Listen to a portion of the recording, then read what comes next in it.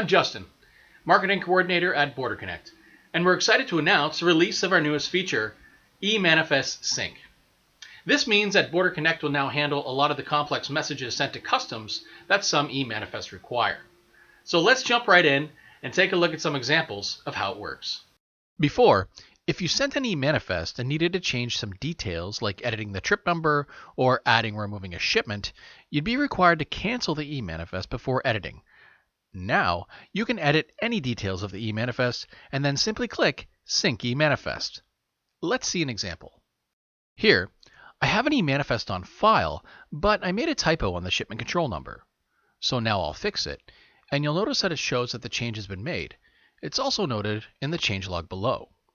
When I click Sync eManifest, I don't have to worry about what messages are required to be sent like before. I just have to wait for the sync steps to complete, which can be seen above. And when I see the check mark, I now know that my eManifest is in the same state in CBP or CBSA's system. You can also see on the eManifest listing page what eManifests have changes that need to be synced with customs. Additionally, to view more details on the messages sent to customs, you can see the full changelog history of the eManifest, including all sync operations, at the bottom of the trip details page.